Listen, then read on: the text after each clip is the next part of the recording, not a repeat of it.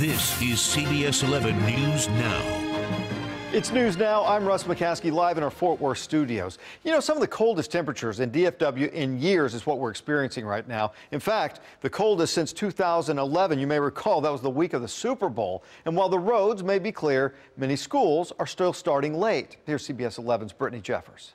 School drop-off is coming to an end here in Crowley right now, but we found out that schools open their doors early because it is so cold out here. We're talking elementary, middle, and high school. Superintendent made the decision last night to open earlier than usual so that the kiddos wouldn't have to be sitting around waiting in these cold temperatures. We did speak with some parents out at the crosswalks this morning who said that they chose to drop off their students instead of make them wait.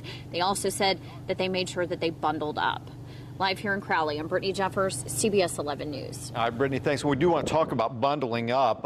Dress in several layers today. The CDC says that the clothing for each layer needs to be loose and warm to provide better insulation. Also, add on a lightly woven, preferably a wind-resistant coat or jacket. And then don't forget about the hat, the gloves, the scarf, all those kinds of things. Make sure also that none of your layers restrict your movement. That can be very, very important as well. Also, monitor your electricity to conserve energy. ERCOT suggest keeping the thermostat at no higher than 68 degrees. They also suggest turning off and unplugging any lights or appliances that you are not using as well. I want to talk to Jeff Jameson, get an update on the weather.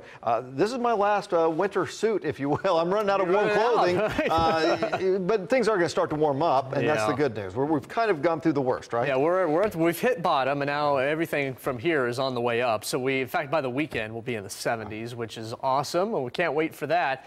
This morning, though, we have seen the coldest temperatures in 7 years here in the Dallas-Fort Worth area. As we say hi to Fred and Richard, who are joining us this morning. Thanks, guys. 13, that was the low at DFW. You have to go back to that frigid week leading up to the Super Bowl. Do you remember that, Russ? I know you were you not living here at the time. I just remember seeing the ice slide off off the stadium, hit in the parking lot. I mean, that was unbelievable, really. I mean, those of you who are here remember, Pittsburgh and Green Bay. Right. Yep. One of the teams, I think Pittsburgh was in Fort Worth and Green Bay was in Dallas. I can't remember. I may have had those backward in terms of the teams kind of stationed. Right. And, of course, the game in Arlington. Yeah. But you couldn't get to the stadium very well. It was just it was a huge mess, kind of a Chamber of Commerce, not really. No. Yeah, I mean, of all the years, because usually this time of year, things are really pretty good. Maybe you have a cold day here or there, but to have a storm like that when the whole world is watching the Super Bowl, that was really unfortunate. Yeah, it was very unfortunate, but that's the last time it was 13 at DFW, and we are on our way up, and so temperatures will continue to climb today. Not going to be a warm day by any stretch, but we'll be in the 20s here before too much longer. In fact, DFW has already hit 24. And I'm looking for high temperatures later on today near about 37. That is cold. That's about 20 degrees below normal. But we'll take that compared to where we were yesterday when we had temperatures stay below freezing all day. Tomorrow in the 40s, Friday in the 50s, and then 70s this weekend. All right, a couple people. Frankie says, ice, baby, it's just too cold. Travis says that it was very cold in DFW. I was there all night, I guess, for the Super Bowl. Yeah. Vicky says she always unplugs her appliances after using them, which is a good thing to do. People really need to take this cold snap seriously because it can be dangerous. And you know, we think of the icy roads and things like that, but the cold really can take a toll on people. So. Yeah, we're still under until 10 a.m. A hard freeze warning, right. And one of the reasons for that, along with making sure the pipes are wrapped and we don't have any broken or bursting pipes, which this type of weather is prone for. But we also want you to know that in this type of weather, hypothermia, frostbite can set in very quickly. Of course, it's kind of intuitive. You go outside, and one of the first things that gets really cold are your hands, your fingers and toes, and so you really need to make sure you're bundled up in weather like this.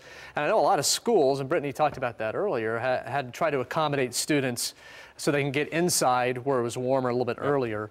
And it's just a good idea not to linger too long outside. This will be another day, despite the fact that we have sunshine, that more than likely just about every school district has these rules about recess, where if the wind chill or the actual temperature is below a certain point, usually it's in the 20s, they're not going to go outside. So the kids probably won't go outside for recess. Monica's looking forward to the 70s. Fred says, thanks for both of you for your dedication and devotion to our local news. Thank you for watching. I appreciate that. We're talking about how cold it is here. If you think it's cold here, Just be glad you don't live in this one town in Russia. I believe it's called Oymyakon. It's the coldest village on Earth. It's currently around 63 degrees below freezing.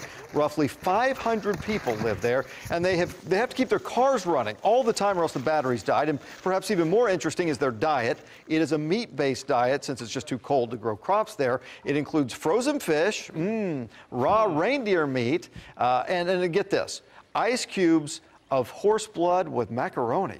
Hey, at least you throw the macaroni. You got to have something to chase down that horse blood. I guess so. So we were talking about that this morning on our morning show. No thanks. Man. I think I'm out on that.